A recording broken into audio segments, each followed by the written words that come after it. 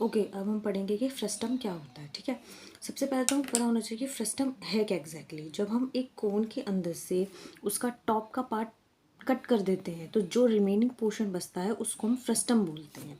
जैसे कि ये हो गई हमारी फिगर, ये हो गई हमारी कोन।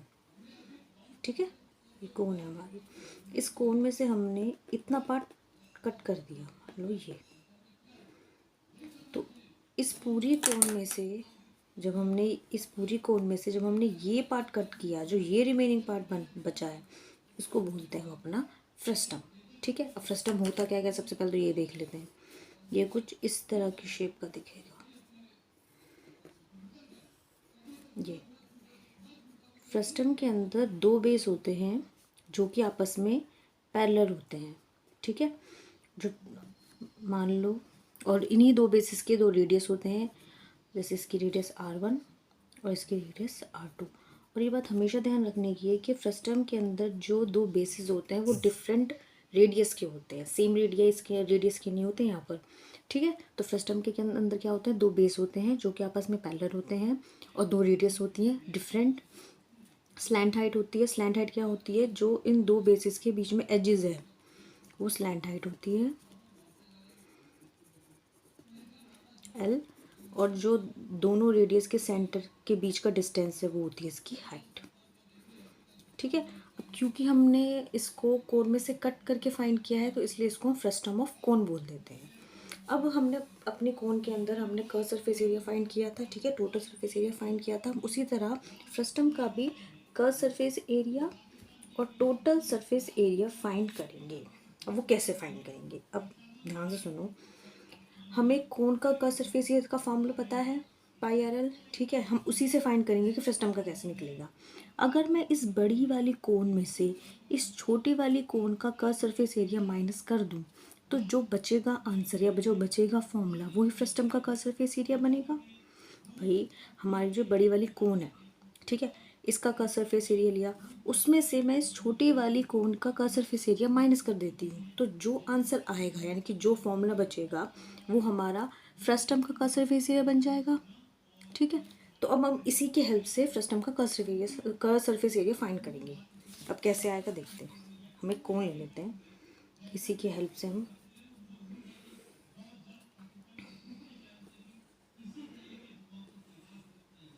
ठीक है, ये हमारा फ्रस्टम होगा, हमारी कोन होगी।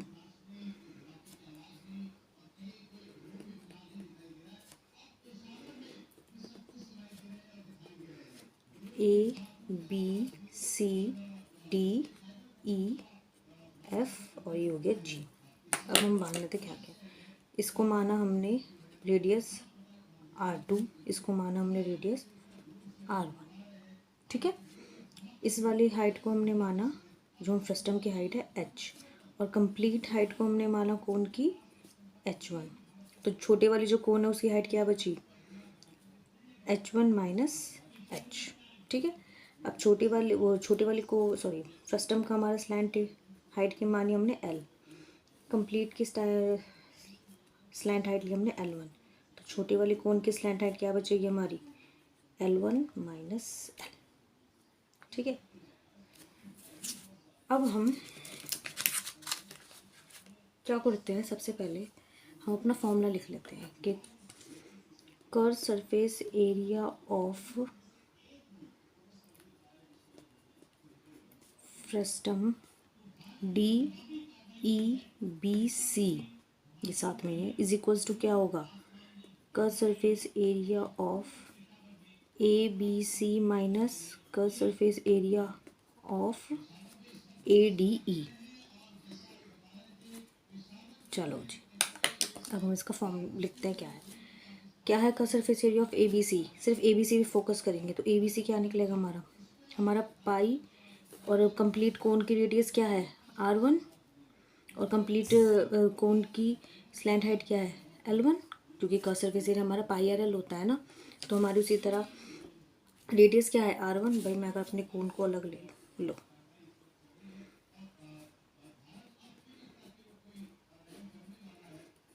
L1 और ये R1, यही तो है बड़ी वाली कोन जो है वो बी सी वाली कोन, तो उसका का सरफेस एरिया निकला पाई R L.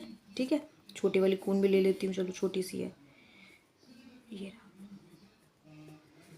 A D E, radius क्या है R2, और हमने स्लैंट हाइट अभी क्या निकाली थी, ये रही L1 माइनस एल। ठीक है, माइनस पाई, सॉरी R2 भाई, R2 L1 माइनस एल।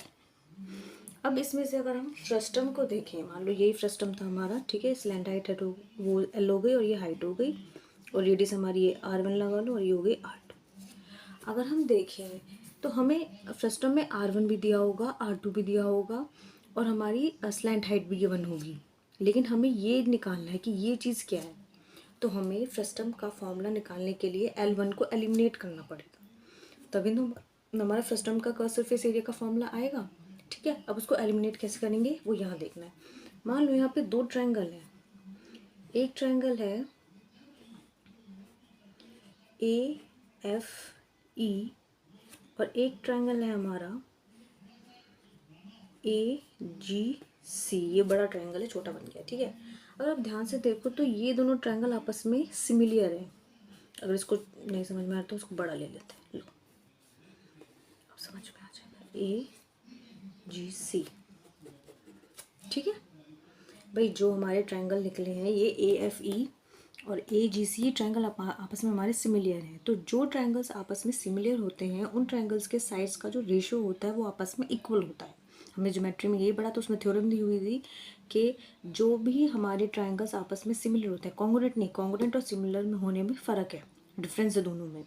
ठीक है, जो ट्रायंगल्स हमारे आपस में सिमिलर होते हैं उनके साइड्स के रेशो आपस में इक्वल होते हैं। तो हम उसी की हेल्प से यहाँ पर हम अपना L1 की वैल्यू निकालेंगे। ठीक है, अब हम इसकी वैल्यूज लिख लेते हैं, क्या क्या है। एफ ई क्या है हमारा, R2 है। ए एफ क्या है, ए एफ हमारा H1 माइनस एच, और ए ई क्या है हमारा L1 माइनस एल। यहाँ पे जी सी क्या है R1, ए सी क्या है L1, और ए जी क्या है, ए जी है हमारा H1। ठीक है, ये चीज़ है। अब हम इसी की हेल्प से अपना फॉर्मूला निकालते हैं। तो साइड का रेशो क्या होगा, क्या बोला था हमने, triangle A F E is similar to triangle A G C. A F upon में A G is equals to F E upon में G C is equals to A E upon में A सी। अब इसकी value put करते हैं। A F क्या है हमारा H1 अपॉन में H अपॉन में ए जी क्या है हमारा H1। ठीक है, उसके बाद एफ ई क्या है हमारा R2, और जी सी क्या है हमारा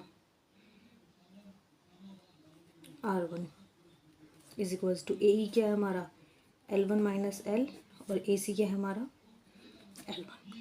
अब हमें अपने फॉर्मूले के लिए जो ये है हमें L1 निकालना है। ठीक है, तो हम इसको इग्नोर कर सकते हैं, इस वाले पोर्शन को। अब हम सिर्फ इसी पोर्शन को उठाएंगे। R2 अपॉन में R1 is equals to L1 upon में L1 को दोनों के नीचे अलग अलग डिनोमिनेटर में डाल देते हैं। तो क्या आएगा हमारा 1 माइनस एल अपॉन में L1। ठीक है, इसको वहाँ ले जाएं, इसको यहाँ ले आए, क्योंकि हमें L1 की वैल्यू चाहिए। एल अपॉन में L1 is equals to 1 minus R2 upon में R1। एल अपॉन में L1 is equals to R1 minus R2 upon में R1। अब इसको हम इसका रेसिप्रोकल कर देंगे, मतलब उसको न्यूमिनेटर में डाल देंगे, उसको डिनोमिनेटर में ले आएंगे, तो क्या आएगा हमारा, या फिर क्रॉस मल्टीप्लिकेशन बोल सकते हैं लोग, क्रॉस मल्टीप्लिकेशन ले लेते हैं। तो L1 इज इक्वल्स टू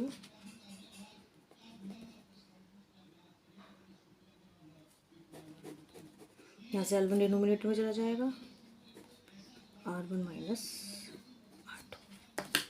ठीक है, आगे हमारा L1, L और R1 और R2 की टर्म्स में, क्योंकि ये तो हमें गिवन होगी फ्रस्टम के अंदर वैल्यूज। अब हम अपनी इसी वैल्यू को इसके अंदर पुट कर देते हैं। क्या आई थी वैल्यू भाई, पाई R1, L1 क्या था L R1 अपॉन में R1 minus R2 minus pi R2, क्या बचा अंदर L R1 minus R2 minus L।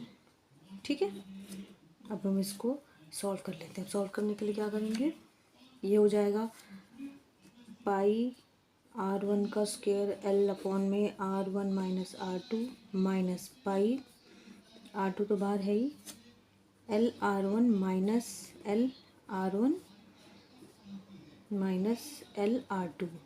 LCM लिया ना हमने यहाँ पे,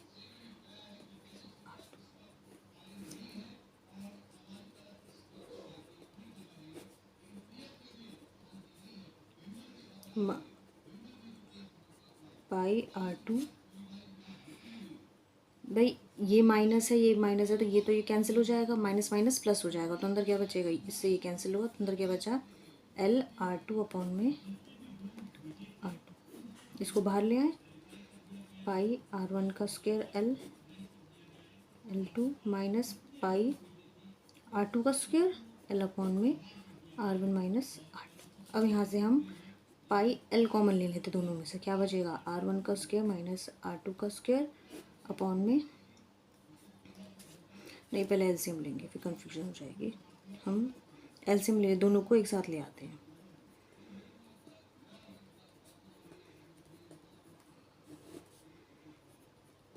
ठीक है, अब सही है,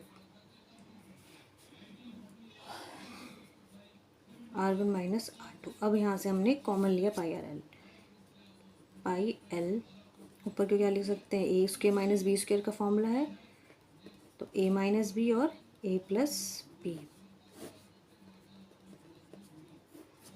इससे ये कैंसिल, तो आंसर क्या आ गया, pi L R1 plus R2। तो हमारा curve surface area of frustum क्या आएगा, पाई, और जो बेसिस दे रखे हैं उनके रेडियस को ऐड करना है और मल्टीप्लाई करना है स्लैंट हाइट जो हमें गिवन होगी, ये होगा हमारा curve surface area of frustum. Curve surface area of frustum. ठीक है, अब टोटल सरफेस एरिया निकालते हैं। टोटल सरफेस एरिया क्या है, सिर्फ कर्व सरफेस एरिया के अंदर हमें जितने भी बेस गिवन है उनके एरिया ऐड करना है। तो हमारा इस वाले बेस का एरिया क्या होगा, पाई आर स्क्वायर, इस वाले का क्या होगा, पाई आर वन, क्योंकि ये सर्कल है और सर्कल का हमें पता है एरिया क्या होता है, पाई आर स्क्वायर। तो क्या होगा,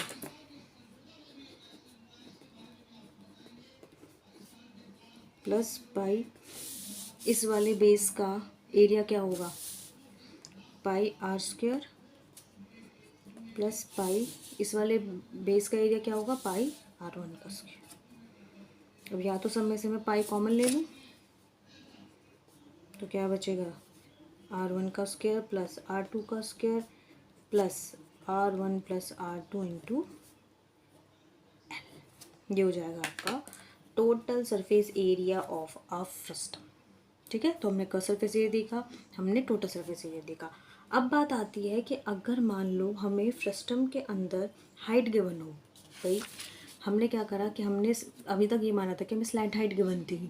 ठीक है, तो हम इसका कर्व सरफेस एरिया और टोटल सरफेस एरिया फाइंड कर लेते, लेकिन अगर हमें हाइट गिवन हो, रेडियस गिवन हो, तो हम स्लैंट हाइट कैसे निकालेंगे। ठीक है, तो स्लैंट हाइट कैसे निकालेंगे, उसके लिए भी यही चीज़ देखो, ये हमारा कंप्लीट स्लैंट हाइट है कोन की, बड़े वाले कोन की, और ये है हमारा फ्रस्टम की स्लैंट हाइट। तो अगर हम, और ये हमारे छोटे वाले कोन की स्लैंट हाइट, तो अगर हम बड़े वाले कोन की स्लैंट हाइट में से छोटे वाले कोन की स्लैंट हाइट माइनस कर दें, तो हमारे पास फ्रस्टम की स्लैंट हाइट आ जाएगी। भाई कर्व सरफेस एरिया भी तो हमने ये नहीं कराना कि बड़े वाले कोन के कर्व सरफेस एरिया में से छोटा वाला कोन का कर्व सरफेस एरिया माइनस कर दिया तो हमें फ्रस्टम का कर्व सरफेस एरिया मिल गया। उसी तरह हम स्लैंट हाइट के केस में भी यही करेंगे कि हम अपने बड़े वाले कोन की स्लैंट हाइट में से छोटे वाले कोन की स्लैंट हाइट को माइनस कर देंगे तो हमारे पास फ्रस्टम की स्लैंट हाइट आ जाएगी, और वो भी हम यही इसी की हेल्प से कर, ये जो है ना ये गिवन जो हमने फाइंड किया था, इसी की हेल्प से हम अपना स्लैंट हाइट फाइंड करेंगे। ठीक है, वही जो जैसे पीछे हमने सारे जो नंबर ट्राइंगल्स बनाए थे और उनको क्या क्या अलॉट किया था वो सब एज इट इज़ मैंने लिख लिया, क्योंकि हम इसी की हेल्प से हम अपनी स्लैंट हाइट फाइंड करेंगे फ्रस्टम के केस में। ठीक है, फ्रस्टम हो जाएगा बनाना, एक सेकेंड, वो ज़्यादा ज़रूरी है।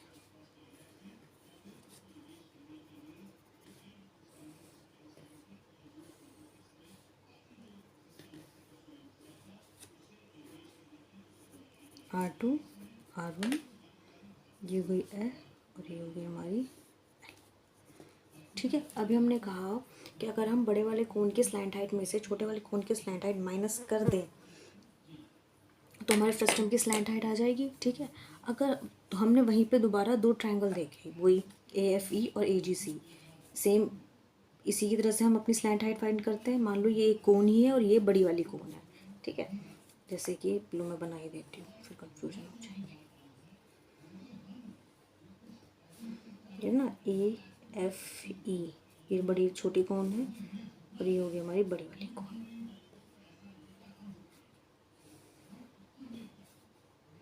ये हो गया AGC। ठीक है, तो इसकी स्लैंट हाइट क्या है L1 माइनस L और रेडियस क्या है R2 और हाइट क्या है H1 minus H।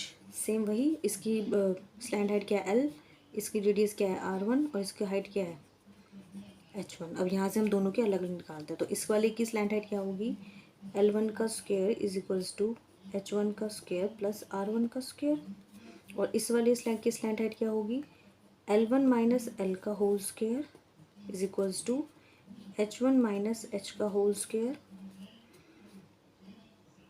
Plus R2 का होल स्क्वायर। यही चीज़ है ना ये। ठीक है, अब हमें यहाँ पर जो आंसर है वो हमारा इसमें से आएगा कि हम बड़े वाली कोन की स्लैंट हाइट में से छोटे वाले कोन की स्लैंट हाइट माइनस कर देते हैं।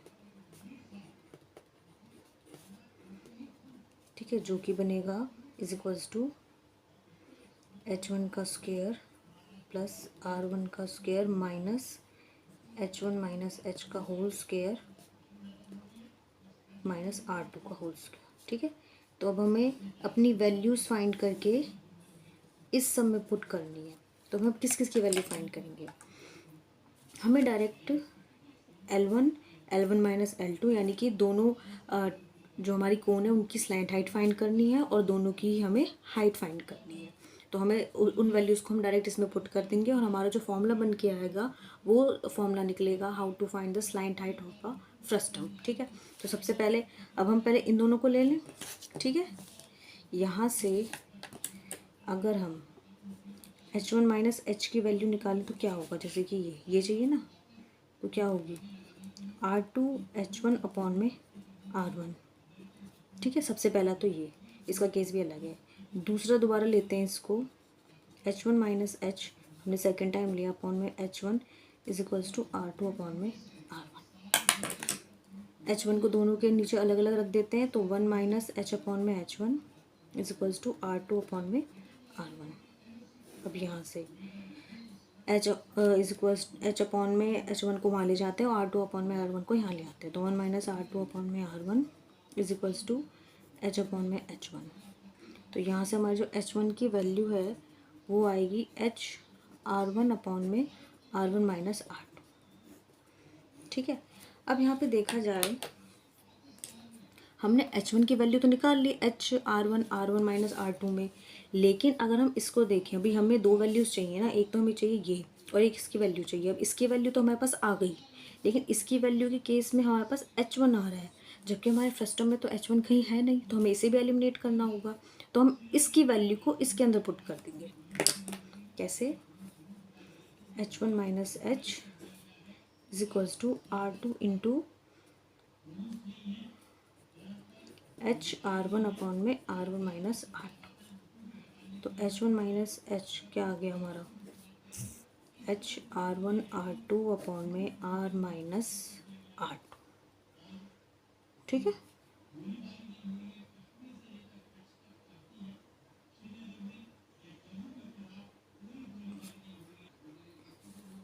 ठीक है, मल्टीप्लाई में R1 भाई, ये भी तो है ना नीचे, R1 से R1 कैंसिल हो जाएगा तो मेरे पास क्या बचा है H1 माइनस H क्या आया R2H अपॉन में R1 माइनस R2।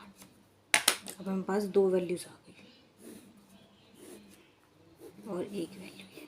ठीक है, अब इन दोनों की वैल्यूज़ तो मेरे पास आ गई, मुझे चाहिए अब इन दोनों की वैल्यू, उसके लिए हम इन दोनों को उठा लें। कैसे, R2 अपॉन में R1 is equals to L1 minus L upon में, यहाँ से वही मैं सबसे पहले L1 माइनस L की अगर वैल्यू लूँ इसी से तो क्या आएगी R2 L1/R1। अब इसको हम बाद में देखेंगे, पहले यहाँ से देख लेते हैं, क्योंकि हमें L1 की वैल्यू एलिमिनेट करनी पड़ेगी। फर्स्ट टर्म में हमारा कहीं भी L1 नहीं है, तो उसके लिए उस वैल्यू को यहाँ से फाइंड करेंगे। कैसे फाइंड करेंगे? L1 को दोनों के नीचे अलग अलग लिख देते हैं, 1 - L/L/L1। अब L इस दोनों को यहाँ ले आते हैं, इसको यहाँ ले आते हैं, R1। तो यहाँ से हम L1 की वैल्यू फाइंड करेंगे, तो वो क्या आ जाएगी? L/R1/R1 - R2। अब यहाँ से हमें L1 की वैल्यू मिल गई, ठीक है। हमें L1 - L की वैल्यू मिल गई थी, लेकिन उसके अंदर L1 आ रहा है, लेकिन हमारे फर्स्ट टर्म में तो कहीं भी L1 नहीं है, तो इसको एलिमिनेट करना पड़ेगा। ये एलिमिनेट कैसे होगा कि इस वैल्यू को इसके अंदर पुट कर देंगे, जो चीज़ हमने ऊपर करी थी, is equals to R2/R1 multiply में क्या आ जाएगा? इसको यहाँ देख लेते हैं,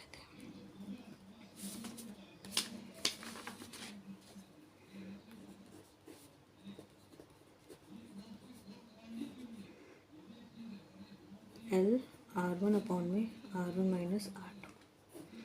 R1 से R1 कैंसिल, क्या बचा हमारा? L1 - L। LR2/R1 - R2, ठीक है। अब यहाँ से भी हमारी दो वैल्यूज़ आ गई। अब जो ये चार वैल्यूज़ हमारे पास आई है, ये 1 2 और ये 3 और ये 4, इन वैल्यूज़ को हम इस फॉर्मूले पर पुट कर देंगे, ठीक है। तो पुट करने के लिए सबसे पहले हम इसको सॉल्व करते हैं, इसको बाद में देखेंगे क्योंकि इतना स्पेस नहीं है ना। तो पहले H1 की वैल्यू पुट करेंगे, जो कि क्या है? R1 - R2 का होल स्क्वायर प्लस R1 का स्क्वायर माइनस H1 और इसकी वैल्यू R2H/R1 - R2 का होल स्क्वायर माइनस R2 का होल स्क्वायर, ठीक है। अब इन दोनों को साथ ले आते हैं,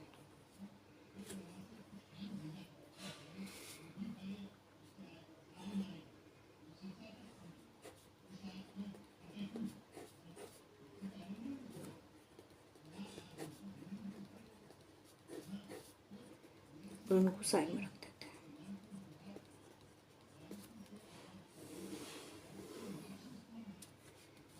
ठीक है। अब क्या करते हैं कि इसमें से हम एच स्क्वायर कॉमन ले लेते हैं। भाई ये तो नीचे जो है डिनोमिनेटर में ये सेम हो जाएगा, तो ये तो ऐसे ही आ जाएगा, H² R1 का स्क्वायर माइनस R2 का स्क्वायर H² अपॉन में R1 - R2 का होल स्क्वायर, ठीक है। ये तो ऐसे टिज आ जाएगा, इसका तो कोई इशू है ही नहीं। इसमें से मैं H² कॉमन ले लेती हूँ। मैंने H² कॉमन लिया तो अंदर क्या क्या बचा? R1 का स्क्वायर माइनस R2 का स्क्वायर अपॉन में R1 - R2 का होल स्क्वायर प्लस में R1 स्क्वायर माइनस R2 का स्क्वायर। ये A square minus B square और ये A माइनस बी, तो ऊपर क्या ओपन होगा? A minus B A plus B, इससे ये कैंसिल, ठीक है। ये हमारा यहाँ पे एज इट इज़ है ही, ठीक है। ये कैंसिल, तो क्या बचा हमारा? H² अपॉन में R1 प्लस R2 अपॉन में R1 माइनस R2। अगर अब इसको देखें, भाई ये तो ऊपर से यहाँ से कैंसिल आउट होके यहाँ पे आ गया। अगर अब इसको हम देखें, ये भी तो A square minus B square है। अगर हम इसको एक टर्म की तरह कंसिडर करें तो ये भी तो A square minus B square है, तो इसको हम क्या लिख सकते हैं? R2, थोड़ा स्पेस में, ठीक है। अब हम यहाँ से R1 प्लस R2 कॉमन ले लेते हैं दोनों में से। तो R1 प्लस R2 अगर हमने कॉमन लिया तो मल्टीप्लिकेशन में पे क्या बचा? H अपॉन में R1 minus R2 plus R1 minus R2। भाई इसमें से कॉमन लिया तो ये बचा, इसमें से जब हमने ये कॉमन लिया तो ये बचा R1 प्लस R2। इसका एलसीएम ले लें इस वाले का, तो H plus R1 minus R2 का, एक सेकेंड, ये H स्क्वायर था, हाँ, का होल स्क्वायर अपॉन में R1 माइनस R2। अब एक सेकेंड में शीट ले,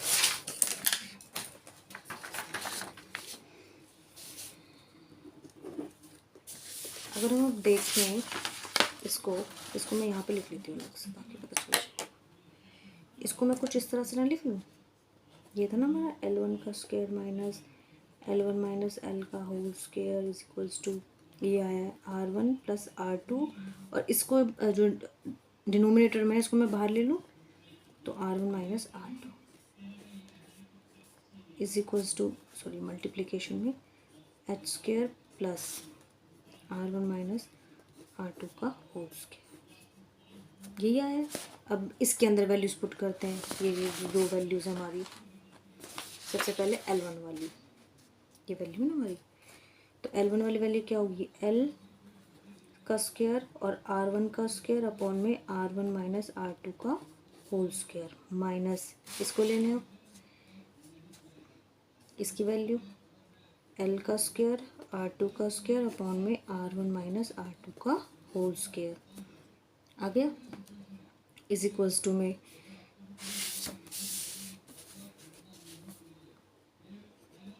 R1 प्लस R2 अपॉन में R1 माइनस R2, मल्टीप्लिकेशन में क्या बचा है, H square plus R1 minus R2 का होल स्क्वायर। ठीक है जी। अब यहाँ से मैं दोनों के में से एल स्क्वायर कॉमन ले लूँ इन दोनों। अब इसको हमने सॉल्व कर लिया था, अब इसको सॉल्व करने की बारी है। एल स्क्वायर मैंने अगर कॉमन लिया तो क्या क्या बचा भैया अंदर, R1 का स्क्वायर माइनस R2 का स्क्वायर, क्योंकि डिनोमिनेटर सेम है तो नीचे एक साथ ही आ जाएगा, एलसीएम ले लेंगे हम। ठीक है, ये आया, और यहाँ पे क्या बच गया,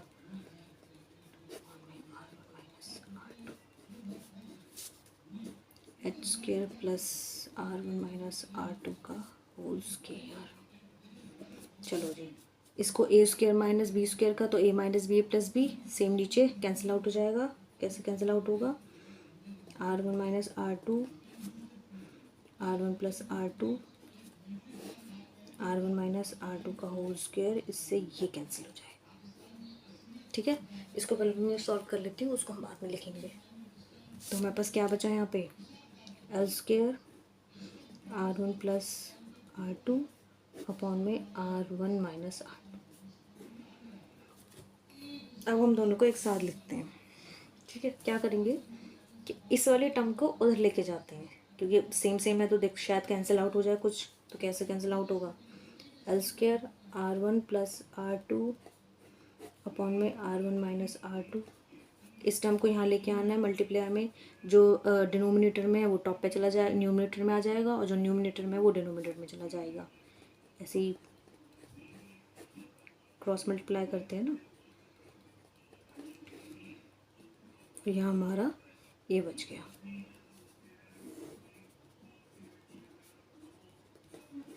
चलो, इससे ये कैंसिल आउट, इससे ये cancel out, L square is equals to R1 minus R2 का होल स्क्वायर प्लस एच का स्क्वायर। अदरवाइज हम इसको ऐसे भी लिख सकते हैं, R1 माइनस R2 का होल स्क्वायर प्लस में एच का स्क्वायर कर। तो अब अगर हमें फर्स्ट टर्म में हाइट गिवन हो, यही था ना हमारा, इसी टर्म में हमें वैल्यूज चाहिए थी, C L height R1 R2। तो अगर हमें फर्स्ट टर्म के अंदर स्लैंट हाइट गिवन नहीं है, उसकी हाइट गिवन है, और हमारे दोनों जो बेसिस हैं उनके रेडियस गिवन है, तो हम अपनी स्लैंट हाइट फाइंड कर सकते हैं। ठीक है, तो अब हमने क्या देखा, हमने सरफेस एरिया देखा फर्स्ट टर्म का, टोटल सरफेस एरिया देखा, और हमने देखी स्लैंट हाइट। बाकी इसके वॉल्यूम की बात हम किसी और वीडियो में करेंगे। ठीक है, आज के लिए इतना ही। चलिए, टिल देन बाय बाय।